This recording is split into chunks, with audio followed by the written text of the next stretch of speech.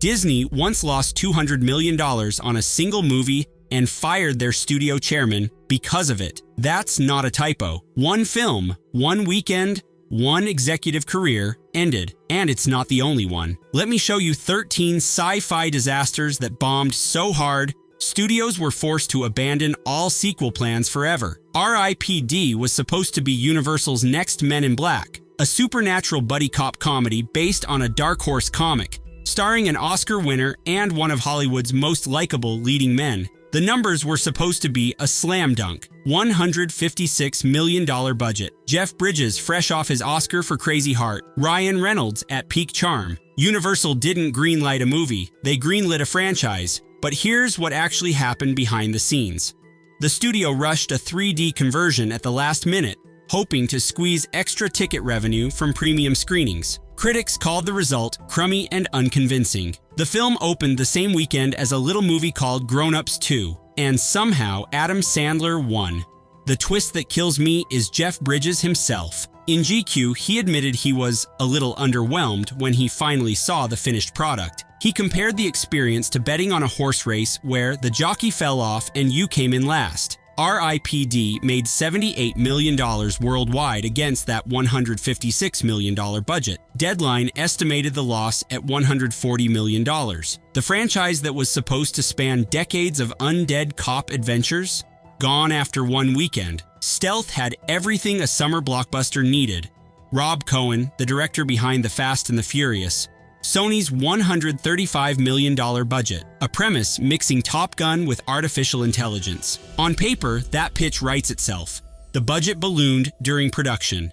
Sony expected international markets alone to push Stealth into franchise territory. The studio was already discussing Cohen's next project before the film even opened. What most people don't know is that Cohen had a Sinbad adventure film lined up with Keanu Reeves, riding the assumed success. That's how confident everyone was. The future was already being planned. Then the reviews hit.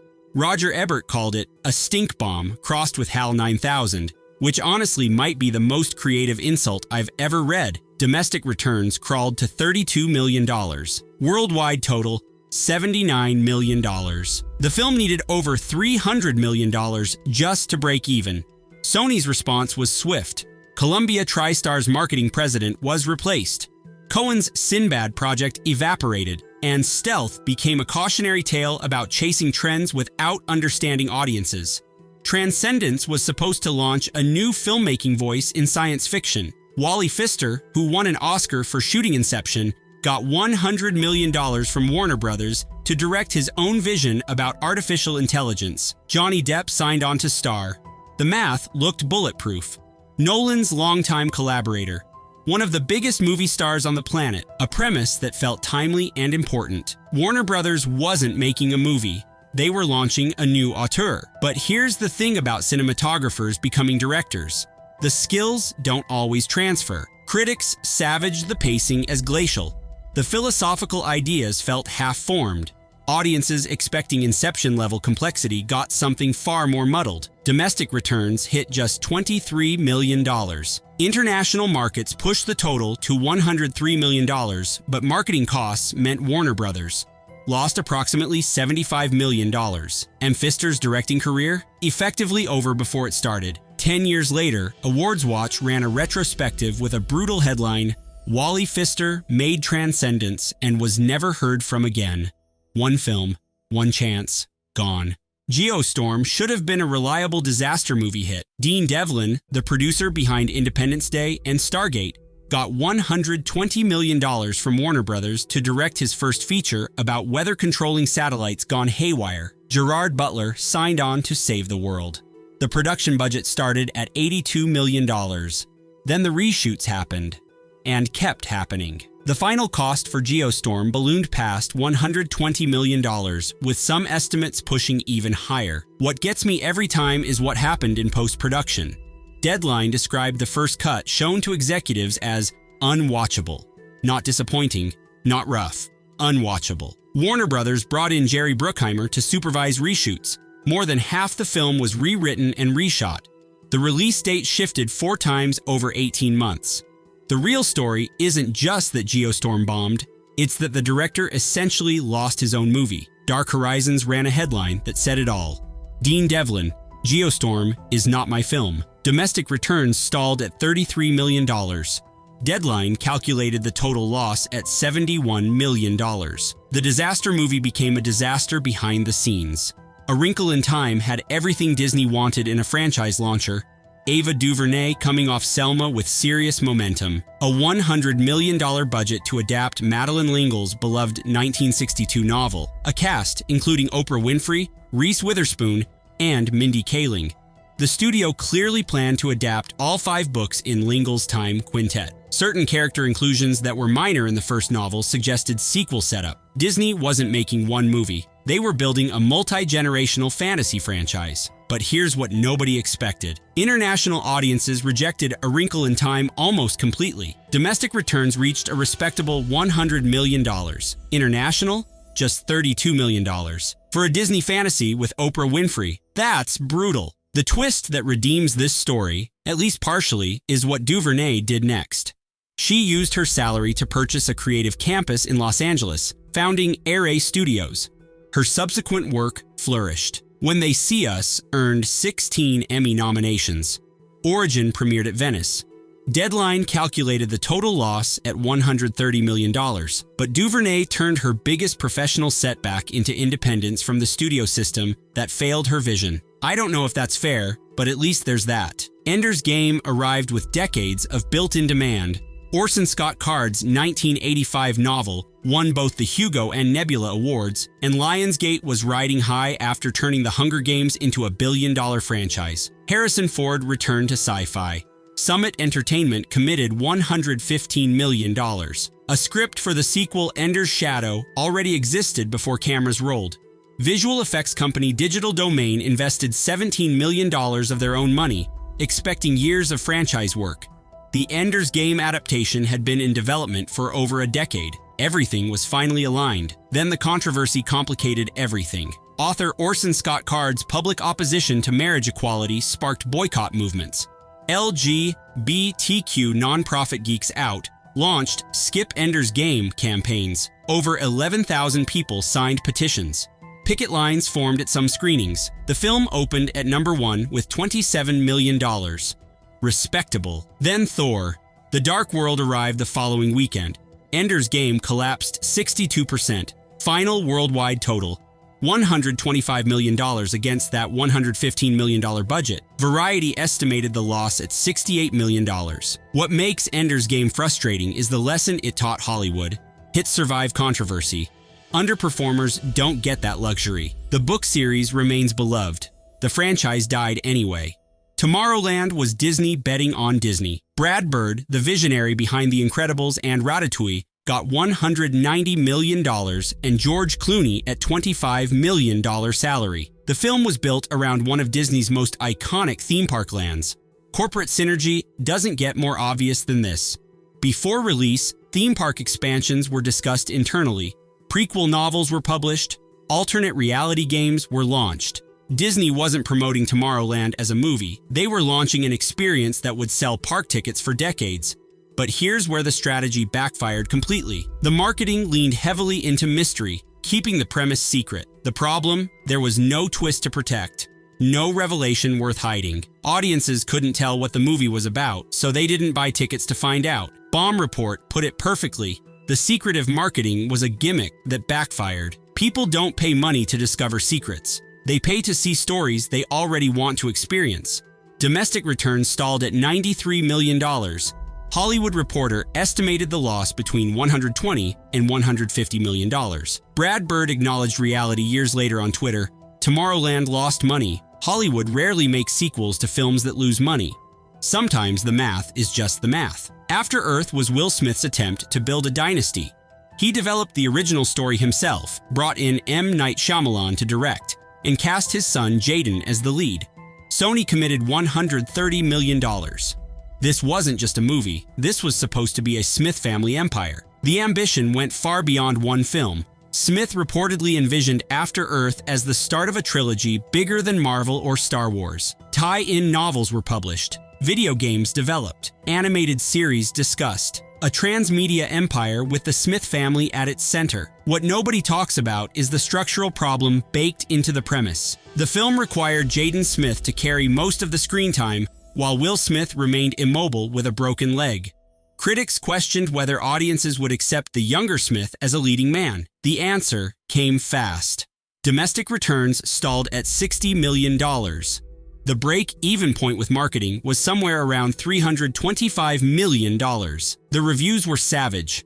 The Razzie Awards gave it 3 trophies, including one for Worst Screen Combo, awarded to the father and son duo. Will Smith's own assessment is the payoff here. In a 2015 Esquire interview, he called After Earth the most painful failure in my career. The specific reason? His son was involved. That was excruciating. Smith took a 1.5-year hiatus from filmmaking afterward. The Dark Tower was supposed to be Stephen King's crowning cinematic achievement. He spent 30 years writing his 8-novel magnum opus, and Sony finally brought it to screen with Idris Elba and Matthew McConaughey. A companion television series was already in development.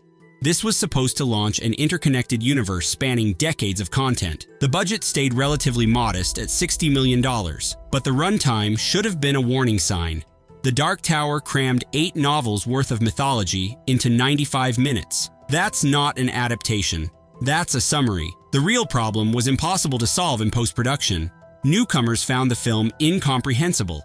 Longtime fans found it wildly unfaithful. The Dark Tower somehow managed to alienate both audiences simultaneously, which is almost impressive in its own way. The television series was quietly canceled.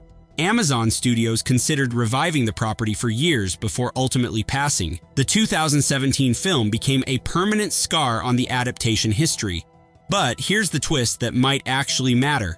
Mike Flanagan acquired the rights in 2022. As of January 2026, he's developing 5 seasons of television and 2 films. Stephen King has praised the approach. Sometimes a franchise needs to die completely before it can be reborn correctly.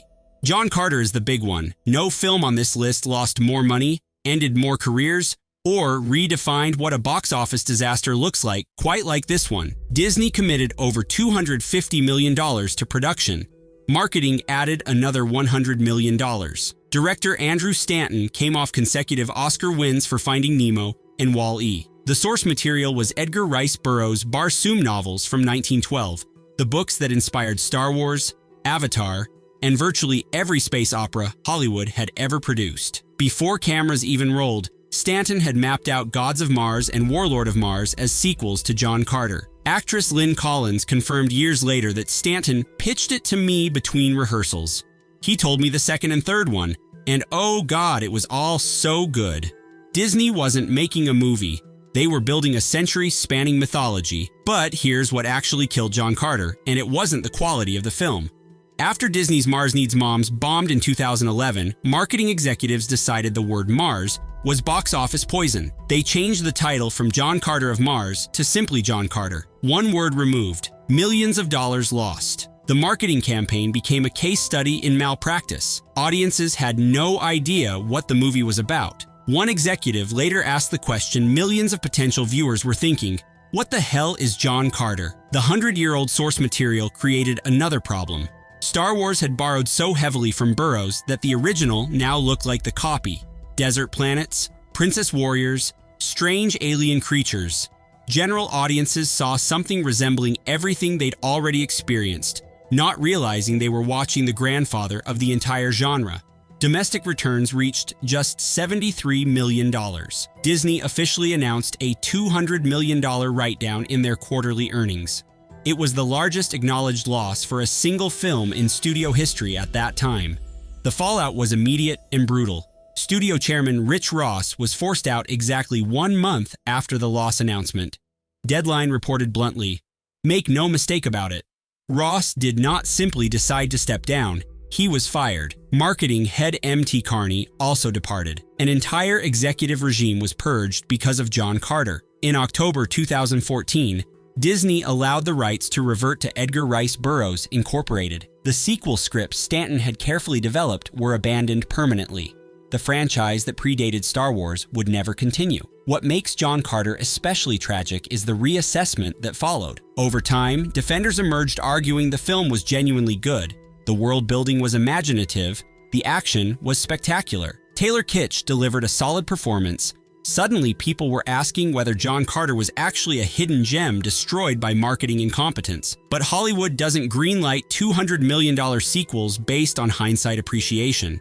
The franchise was dead, the executives were gone, and John Carter became the textbook definition of a box office catastrophe. Gemini Man spent 22 years in development hell before finally reaching theaters. Ang Lee, a two-time Oscar-winning director, got $140 million from Paramount to shoot this clone thriller in 4K 3D at 120 frames per second. Will Smith played both the assassin and his younger self.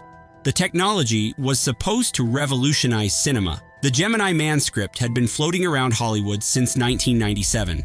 Disney once spent $8 million just on visual effects tests trying to make the concept work. The project cycled through Harrison Ford, Mel Gibson, Nicolas Cage, and Tom Cruise before landing with Smith. But here's the math that doomed Gemini Man before it opened. Only 14 theaters worldwide could actually display the film at 120 frames per second. Most audiences saw a compromised version that defeated the entire purpose of Lee's technical gamble. The future of cinema was limited to 14 screens globally. The film debuted in fourth place with $20 million, crushed by Joker's continued dominance. Deadline calculated the total loss at $111 million. And the 22-year-old script that finally made it to screen, critics called it dated. Looper had already explored similar territory better. Sometimes development hell exists for good reasons. Mortal Engines was Peter Jackson's attempt to launch another fantasy franchise. He produced alongside Fran Walsh and Philippa Boyens, the team behind Lord of the Rings. Universal invested over $100 million to adapt Philip Reeves' acclaimed young adult novels about mobile predator cities. Jackson told interviewers the Mortal Engines books actually get better and better and hoped box office success would justify sequels. Screenwriter Boyens was more honest about the stakes. This may be the only one. I hope not, because the story just keeps getting better. What killed Mortal Engines wasn't quality, it was timing. The film opened against Spider-Man, Into the Spider-Verse. Then came Aquaman. Then Mary Poppins Returns. Then Bumblebee. December 2018 was a murderer's row of competition, and Mortal Engines had no stars audiences recognized. The $7.5 million domestic opening placed fifth for the weekend. The film collapsed 77% in week 2, one of the largest drops for a wide release of all time. Deadline calculated the loss at $175 million. A tie-in video game was reportedly just months from completion when developers canceled it. They knew the movie wasn't going to work. The franchise that Peter Jackson hoped would follow Lord of the Rings into legend instead became a cautionary tale about unfamiliar IP in a crowded marketplace. Battlefield Earth was John Travolta's passion project for 15 years. He'd read L. Ron Hubbard's 1982 novel and became obsessed with bringing it to screen. The plan called for a 2-film adaptation. Travolta finally got Battlefield Earth greenlit with a reported $73 million budget. The production was troubled from the start. Director Roger Christian made a decision that defined the entire film's aesthetic. He shot almost every scene at tilted camera angles. The visual style was so disorienting that critics described it as physically unpleasant to watch. But here's what nobody expected at the time. The actual budget for Battlefield Earth was later revealed to be only $44 million. Over $30 million had been embezzled. Franchise Pictures, the production company, was ordered to pay $121 million in fraud damages and filed for bankruptcy in 2004. The movie wasn't just bad, it was allegedly criminal. Domestic returns reached $21 million. Worldwide total, $29 million. Roger Ebert wrote that he'd witnessed something historic, a film that for decades to come will be the punchline of jokes about bad movies. The Razzie Awards gave it 7 trophies, tying the all-time record. In 2010, Battlefield Earth was named Worst Picture of the Decade. The sequel, covering the second half of Hubbard's novel, was never mentioned again. Travolta's passion project became the most notorious failure of his career. And somewhere in Hollywood, the lesson was clear. 15 years of passion doesn't guarantee 15 minutes of success. These 13 films share something beyond massive losses. They represent moments when Hollywood's confidence outpaced audience interest. Studios planned trilogies before proving audiences wanted one film. Executives mapped franchises before understanding the marketplace. And when the numbers came in, careers ended, studios collapsed, and stories that were supposed to span decades simply stopped. The math doesn't care about intentions. It doesn't reward ambition or punish laziness. It just calculates risk against return. And when that calculation fails, entire mythologies vanish overnight.